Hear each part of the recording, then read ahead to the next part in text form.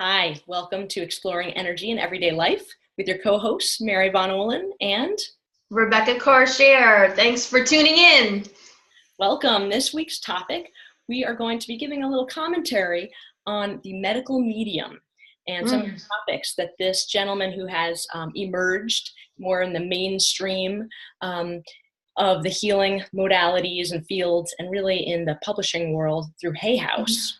Hay House Media and Hay House Radio, and talk about his take on chronic illness and how to address it, and our basically our take on that. What's good about that? What he might be missing the mark on, and so forth.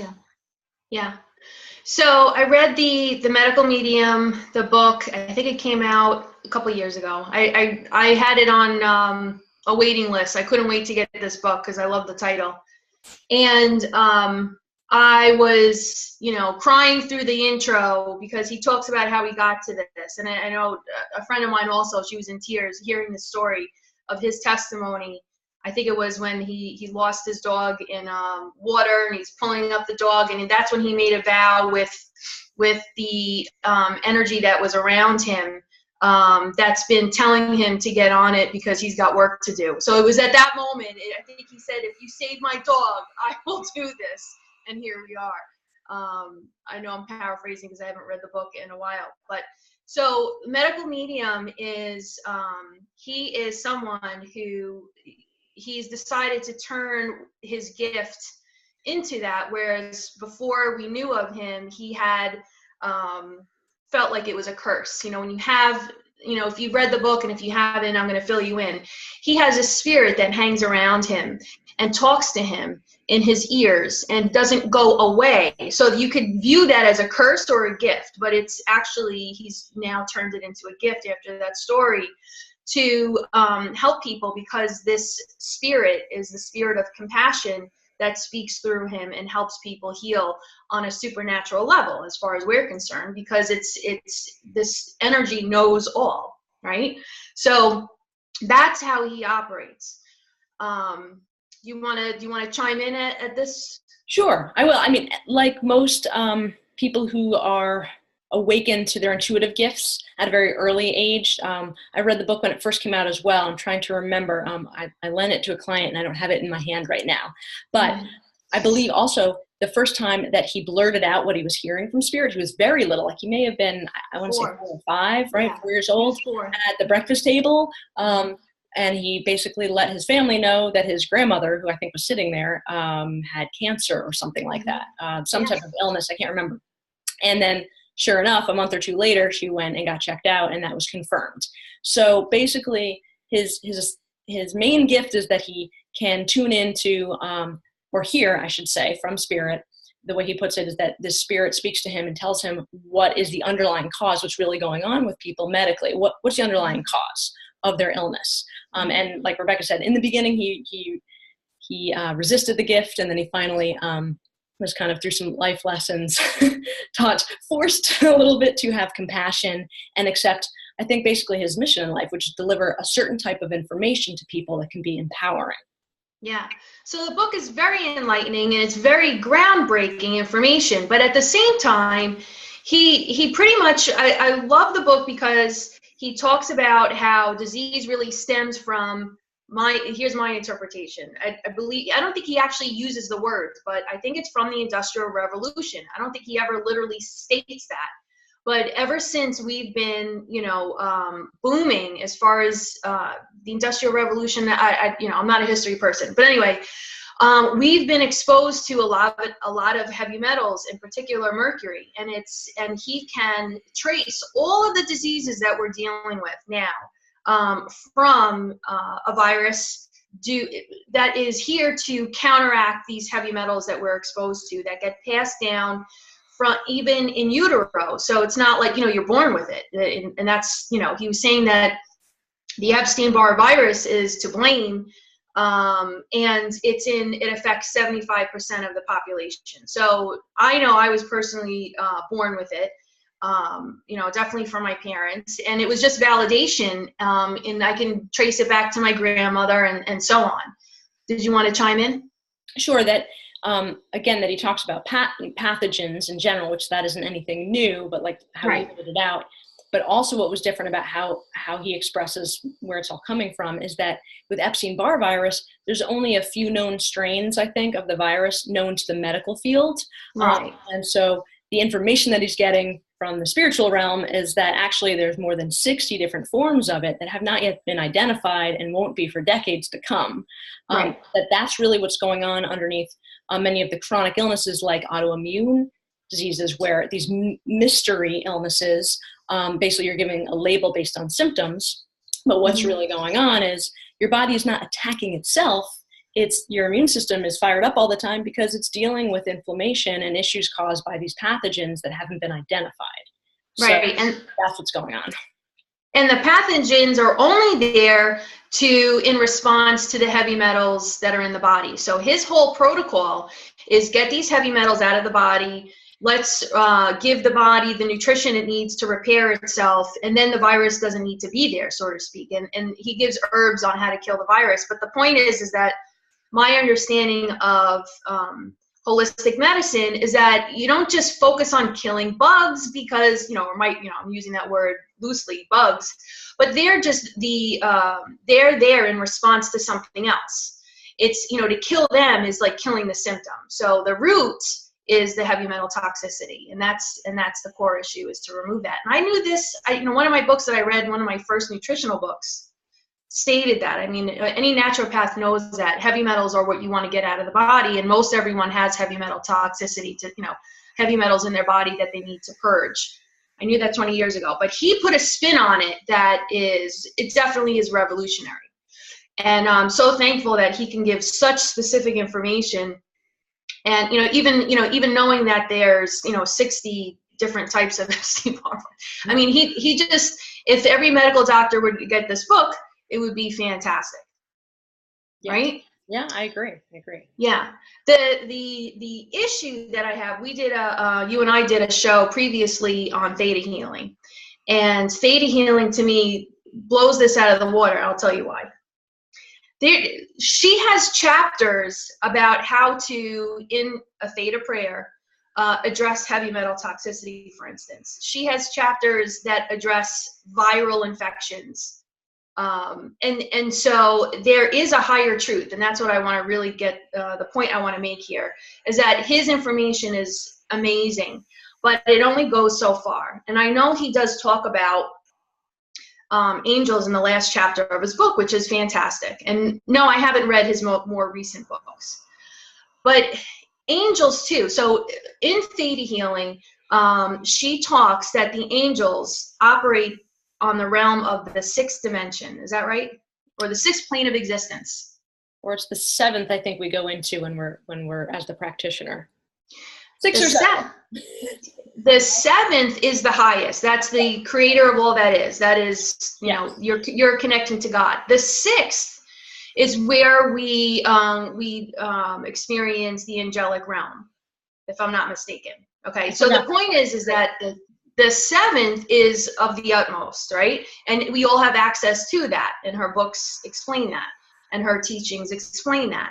So it bypasses his protocols altogether. And so I want to make this clear.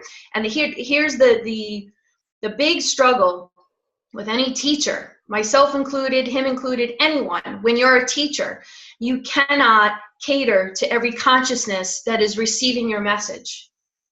And that I have recommended his book to countless people, and they will only receive the information based on their level of consciousness. It is a filter that we all have. And so everyone is taking something else different out of the information that they're receiving. And that's critical to life here on earth. So this is how I'm interpreting his book. Someone else is going to interpret it another way. But what I will interject and say is that what he's providing is not the ultimate truth. And so let me give you an example. And I just want to make that distinction because there are people that really, because they're in such fear of disease, they will follow his recommendations through and through as if as if to say we are only physical beings. Right. Like that recipe on, that he recommends is, it's either I eat this and I do this to every measurement, or I die. It's because he does say that all disease, especially cancer, stems from this Epstein Barr virus. But it is not the only solution to your healing, although it is very inspiring that he has a spirit of compassion that's speaking to him. But if I were to interject and say, what is the ultimate cure to any disease? It's love. It's God, which is the seventh plane, is located in the seventh plane of existence. I am going to be putting out my own book, not to his level. I mean, I'm not going to be writing a whole 300-page book, but my book is going to be called something like I Am the Cure. I am : the cure, meaning God is the cure. That's probably what the title will be. And it's going to be brief. But anyway, on page 31 of the Theta Healing book, Viana Steibel, again, I hope I'm pronouncing her name right, she talks about the law of compassion. Now, she's talking about this when you're going up into the seventh plane of existence in your meditative state. You have to travel there in your mind. And this is when the light bulb went off for me. You're traveling in your mind through the law of compassion before you get to the seventh plane. And that to me is confirmation that the spirit of compassion is lovely, but there is a greater absolute truth. So I just want to make that point. Wow. I think, I don't know if you want to interject, but I think his work is phenomenal, but don't get stuck in, in the details. Don't get stuck in this earth plane because you can, for this reason, I have, look at this smoothie I have, right?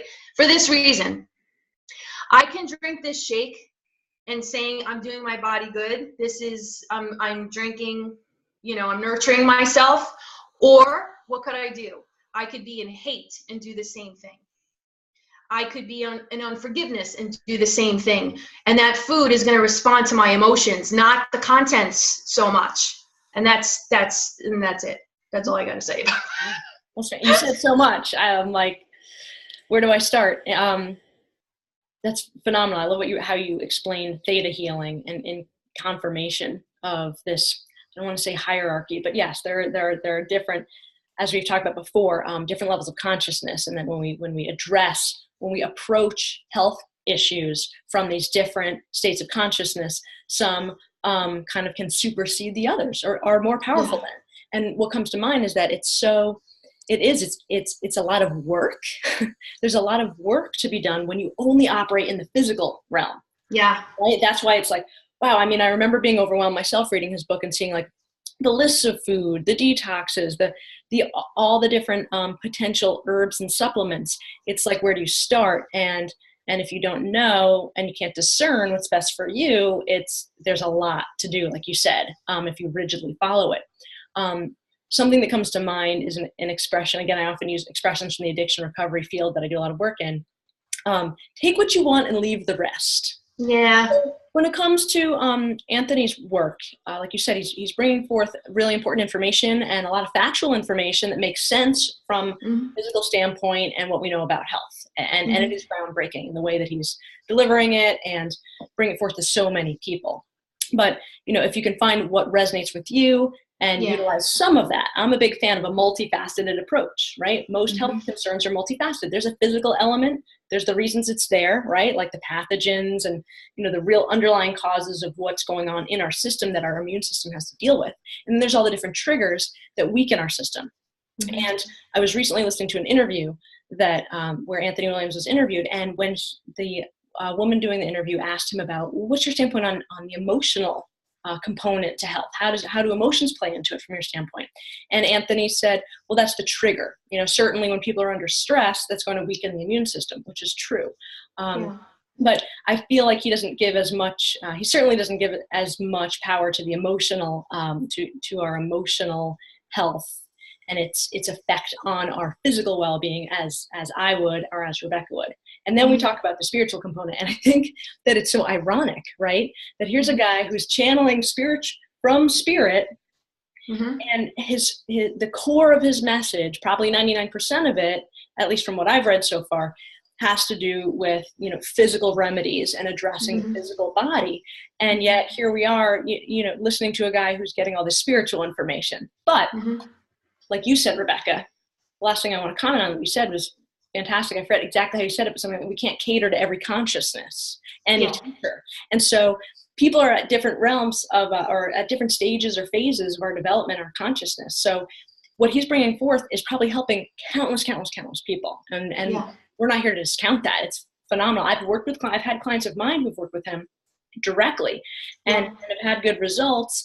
But I will tell you also, they still needed to see me, which goes to say that they needed to also address the emotional, spiritual pieces that they weren't with their food and dietary and detox recommendations. Yeah, good point. That's so he is I guess his book might have been inspired to reach the masses, which, collectively our consciousness level is just barely over 200. And so that speaks volumes. Me personally, I'm looking for something that's in like the 500, 600, 700s. This wouldn't be it. Another thing, even when I was reading his chapter on angels, my blood was boiling because he contradicts what Doreen Virtue has said about the angelic realm, and my smoke is coming out of my ears. Who's right? Right. If you don't know, to our viewers, Doreen Virtue has devoted her entire life to the study of angels and working with angels and channeling angels and empowering people like you and I to all of us to be able to connect to angels. Right. And he's contradicting this woman's work that, I'm just, what do you do? But keep in mind, the angelic beings are coming regardless. They're coming from the sixth plane of existence. So, they're not the be all end all. They're God's helpers. They're here for us. They're messengers, but, always go to God first. And so anyway, he even says, how to communicate with angels. And I have issue with it because he's saying you have to speak out loud to get their attention because they're so busy and they have egos. And I'm like, this does not resonate at all. I talk to angels in my head.